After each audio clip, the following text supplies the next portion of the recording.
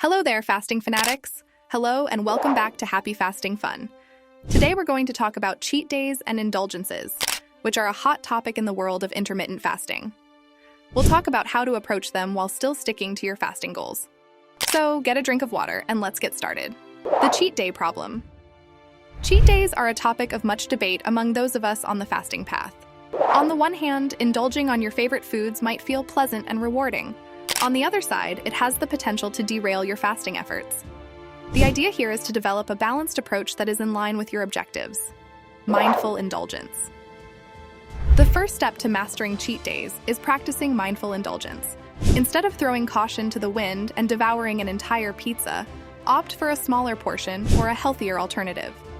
Mindfulness allows you to savor your favorite treats without going overboard and derailing your progress. Everything depends on timing. Timing is critical when it comes to introducing cheat days. One good method is to deliberately plan your indulgences. Plan your cheat day around a social gathering or special occasion so you may enjoy yourself without feeling bad. You'll be less prone to fall into a cycle of constant indulgence this way. Macros must be balanced. Another important factor is to balance your macronutrients.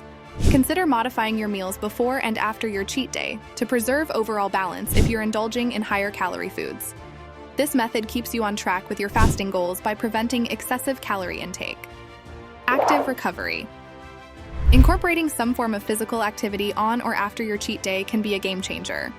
Engaging in a light workout or going for a walk can help jumpstart your metabolism, burn off some of those extra calories, and minimize the potential impact of indulging. Mindset and guilt. Let's talk about the emotional aspect of cheat days. It's important to develop a healthy mindset and avoid feelings of guilt.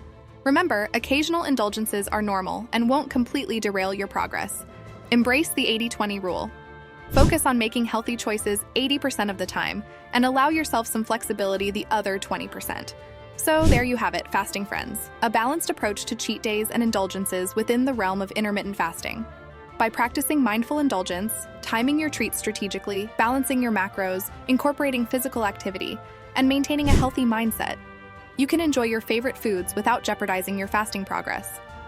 Remember that moderation is vital, as is determining what works best for you. If you found this video useful, please give it a thumbs up.